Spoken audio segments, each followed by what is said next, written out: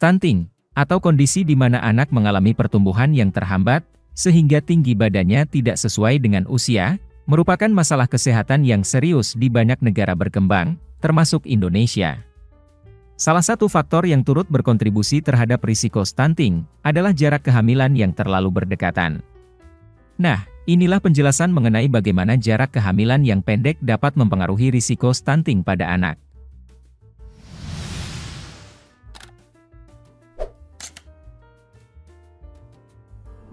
Jarak kehamilan berdekatan merujuk pada interval waktu yang singkat antara dua kehamilan.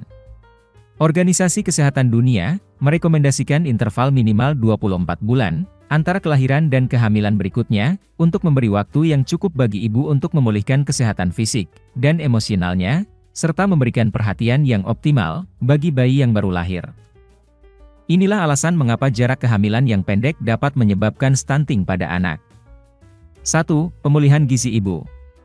Kehamilan dan menyusui tentu menguras cadangan gizi ibu, seperti zat besi, kalsium, dan asam folat. Jika seorang ibu sudah hamil kembali sebelum cadangan gizinya pulih, ia mungkin tidak memiliki cukup nutrisi untuk mendukung kehamilan berikutnya, yang dapat mempengaruhi perkembangan janin.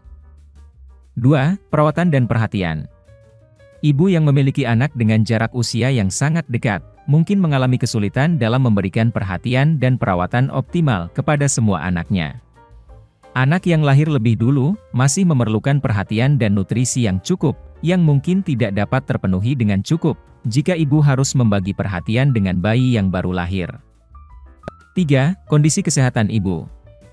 Jarak kehamilan yang terlalu dekat, meningkatkan risiko komplikasi kehamilan, seperti kelahiran prematur, dan berat badan lahir yang rendah, yang merupakan faktor risiko utama stunting. Studi menunjukkan bahwa anak-anak yang lahir dari ibu dengan jarak kehamilan kurang dari 24 bulan, memiliki risiko lebih tinggi untuk mengalami stunting.